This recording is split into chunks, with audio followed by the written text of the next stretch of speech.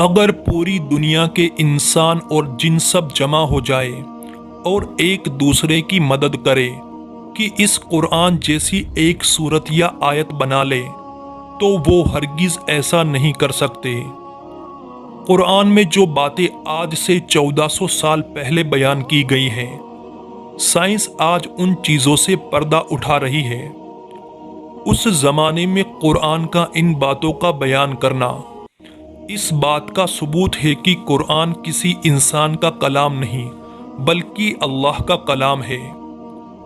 قرآن میں اللہ تعالیٰ نے لوگوں کو بار بار اس طرف متوجہ کیا کہ فطرت پر غور و فکر کرے اور اس میں اس کی نشانیاں تلاش کرے۔ قرآن کریم کی ایک آیت میں اللہ نے اس دنیا کی سب سے حقیر اور کمزور مخلوق کی مثال بیان کی ہے، جس میں موجود مطلب کو سمجھ کر ایک انسان اس دنیا کا اصل مقصد سمجھ سکتا ہے۔ تمام جانداروں میں یہ نشانیاں موجود ہے، لیکن چند ایک خاص طور پر وہ ہے جن کا ذکر اللہ نے قرآن پاک میں فرمایا ہے، اور انہی جانداروں میں سے ایک جاندار مچھر ہے۔ جب قرآن پاک میں مکڑی اور مکھی کی مثال بیان ہوئی تو مشرک جو اللہ کو نہیں مانتے کہنے لگے کہ بھلا ایسی حقیر چیزوں کے بیان کی قرآن جیسی اللہ کی کتاب میں کیا ضرورت؟ تب اللہ تعالیٰ نے ان کے جواب میں یہ آیت نازل فرمائی کہ بے شک اللہ اس سے حیا نہیں فرماتا کہ مثال سمجھانے کو کیسی ہی چیز کا ذکر یا ورنن فرمائے، چاہے مچھر ہو یا اس سے بڑھ کر۔ تو وہ جو ایمان لائے وہ تو جانتے ہیں کہ یہ ان کے رب کی طرف سے حق ہے، اور رہے کافر وہ کہتے ہیں کہ ایسی مثال سے اللہ کا کیا مقصود؟ اللہ بہتیروں کو اس سے گمراہ کرتا ہے اور بہتیروں کو اس سے ہدایت فرماتا ہے،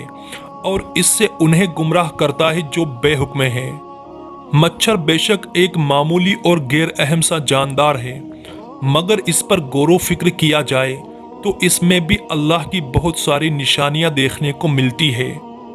اللہ تعالیٰ مچھر کے لیے قرآن میں بعودۃ کا لفظ استعمال فرمایا ہے، اور یہ لفظ مؤنث یعنی مادہ ہے۔ مچھر کی دنیا میں کوئی 3500 اقسام ہیں، اور ان تمام اقسام میں صرف مچھر کی مادہ اقسام ہی انسانوں، حیوانوں اور پرندوں کا خون چوستی ہے، جبکہ نر مچھر نباتات اور پھلوں کا رس چوستا ہے۔ اب سوال یہ پیدا ہوتا ہے کہ مچھر میں بھی نر اور مادہ ہوتے ہیں۔ اس کی پہچان تو آج کی میڈیکل سائنس نے کی ہے، اور یہ قرآن کا معجزہ ہے کہ آج سے 1400 سال قبل، جب سائنس کا کہیں نام و نشان بھی نہ تھا، مچھر جیسے چھوٹے جانور کے بارے میں بتا دیا کہ اس میں بھی نر اور مادہ ہوتے ہیں، جسے آج کی میڈیکل سائنس نے کافی ریسرچ کرنے کے بعد کھوجا۔ آج ہمارے پاس ایسی جدید خوردبین ہیں جو کسی چیز کو سینکڑوں، ہزاروں اور لاکھوں گنا بڑا کر کے دکھاتے ہیں، جبکہ قرآن نے بعودۃ کا لفظ بول کر 1450 سال قبل بتا دیا کہ وہ مچھر جس سے انسانوں کو تکلیف پہنچتی ہے وہ مادہ مچھر ہے، نر نہیں۔ منافقوں نے اگرچہ مچھر اور مکھی کے چھوٹے پن کی وجہ سے قرآن پر اعتراض کیا، لیکن اگر ان میں تھوڑی سی عقل ہوتی اور اس چھوٹے سے جانور کی ساخ اور بناوٹ پر غور و فکر کرتے تو سمجھ لیتے کہ اس کے بنانے میں باریک بینی اور عمدگی کی ایک دنیا صرف ہوئی ہے کہ جس سے عقل حیران رہ جاتی ہے۔ امام جعفر صادق اس چھوٹے سے حیوان کی خلقت کے بارے میں ارشاد فرماتے ہیں کہ اللہ نے مچھر کی مثال دی ہے، حالانکہ وہ جسامت کے لحاظ سے بہت چھوٹا ہے، لیکن اس کے جسم میں وہ تمام آلات اور اعضاء ہے جو خشکی یعنی زمین کے سب سے بڑے جانور ہاتھی کے جسم میں ہیں، اور اس کے علاوہ بھی اس کے 2 عضو یعنی سینگ اور پر ہے جو ہاتھی کے پاس موجود نہیں۔ یہ ظاہر کمزور سا جانور جسے خدا نے ہاتھی کی طرح پیدا کیا ہے، اس میں غور و فکر انسان کو پیدا کرنے والے کی عظمت کی طرف متوجہ کرتا ہے، خصوصاً اس کی سونڈ جو ہاتھی کی سونڈ کی طرح اندر سے خالی ہے، اور وہ قوت سے خون کو اپنی طرف کھینچتی ہے، اور یہ اتنا حساس ہوتا ہے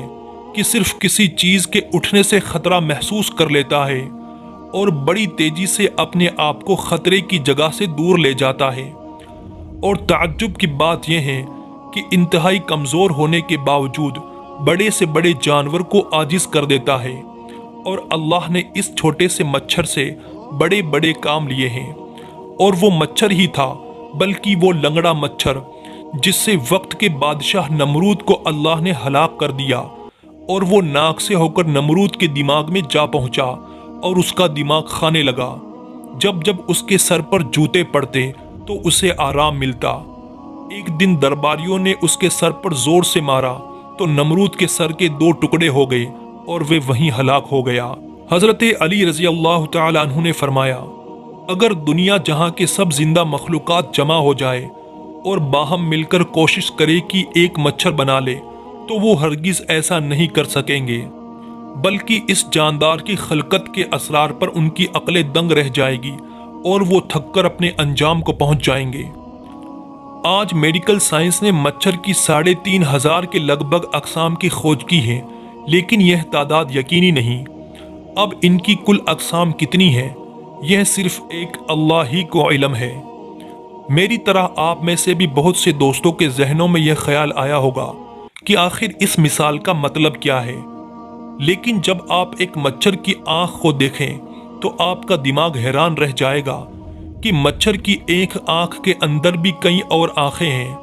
اور یہ تمام آنکھیں ایک ساتھ کام کرتی ہیں۔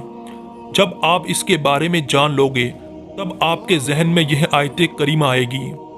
سائنس نے اس مچھر کے بارے میں بہت کچھ انکشافات کیے ہیں کہ یہ ایک چھوٹی سی مخلوق کتنے انسانوں کی جان لیتا ہے۔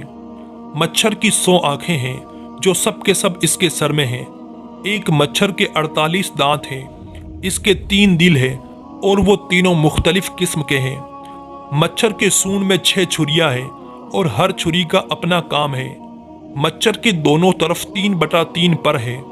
مچھر کے اندر حرارت کا پورا نظام ہے اور اسی کے ذریعے یہ انسانی جلد کی رنگت کو اندھیرے میں پہچانتا ہے۔